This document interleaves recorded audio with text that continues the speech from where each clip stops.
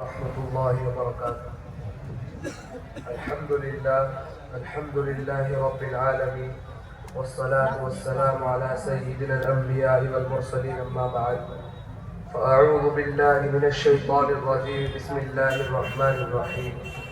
لئن شكرتم لأزيدنكم ولئن كفرتم إن عذابي لشديد. صدق الله العظيم. وقال النبي صلى الله عليه وسلم: الدنيا سجن المؤمن وجنة الكافر. نہ طبیب ہوں میں قلوب کا، نہ خطیب ہوں میں لفظوں کا.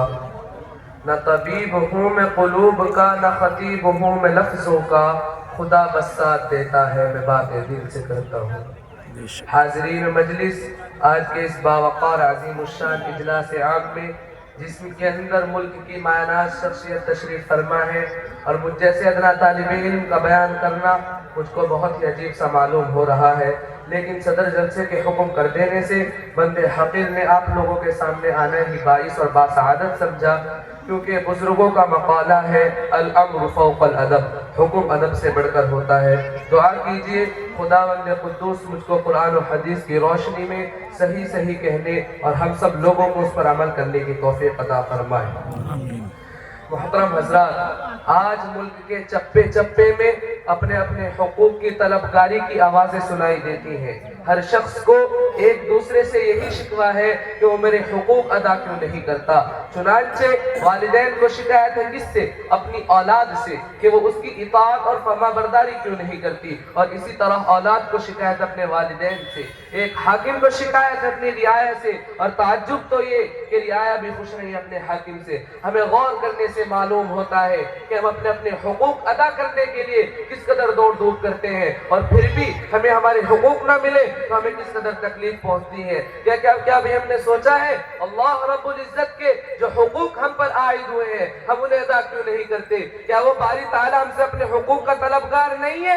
کیا کبھی ہم نے اپنے گروان میں چھاکا ہے کہ ہمیں 5 وقتہ نمازی دی گئی ہیں، ہم کتنی نمازیں پڑھتے ہیں؟ ہمیں روزہ دیا گیا، ہم کتنے روزے رکھتے ہیں؟ نہ نفلی روزے رکھتے ہیں، نہ رمضان المبارک کے روزے رکھتے ہیں. ہم زکوٰۃ میں امانت میں خیانت کرتے ہیں. یہ کیا یاد رکھو مسلمانوں، ہم عمر بن خطاب کی اولاد ہیں، ہم علی بن مرتضیٰ کی اولاد ہیں. اگر ہم اپنے مسلمان پنے پر آ جائیں تو کوئی دنیا کی کوئی طاقت، یہ امریکہ ہو یا جارڈن ہو یا اسرائیل ہو، کوئی بھی طاقت ہو ہمیں جھکا نہیں سکتی. اگر مسلمان اپنی فرصت پہ آ جائے کہ مسلمان کیا چیز ہے، مسلمان اپنے حقوق جاننے لگے، اس باری تعالیٰ کے حقوق ادا کرنے لگے، تو ہمیں پتہ چلے گا مسلمان کیا ہے. صرف 2 رکعت نماز نفل ان پر بھاری پڑ جائیں گی. وہ 300 تہرا ہو کر ہزاروں کو مٹا سکتے ہیں، ہماری تعداد تو پھر بھی بہت زیادہ ہے. یہ عظمت باطل دھوکہ ہے، یہ شوکت باطل کچھ بھی نہیں. یہ عظمت باطل دھوکہ ہے، یہ شوکت باطل کچھ بھی نہیں. مٹی کے کھلونے ہیں سارے، یہ ظلم کے لشکر کچھ بھی نہیں.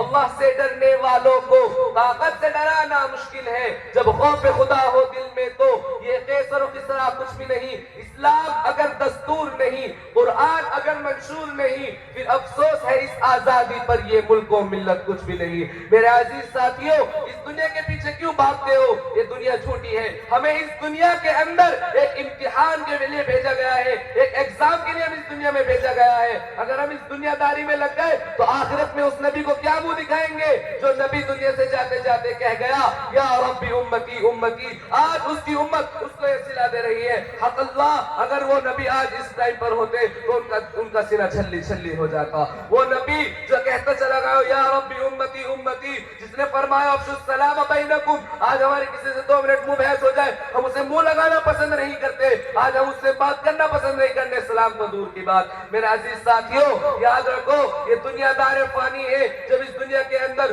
سورج طلوع ہوتا ہے، جب ایک فتنہ لے کر آتا ہے، جب غروب ہوتا ہے تب ایک فتنہ چھوڑ کر جاتا ہے.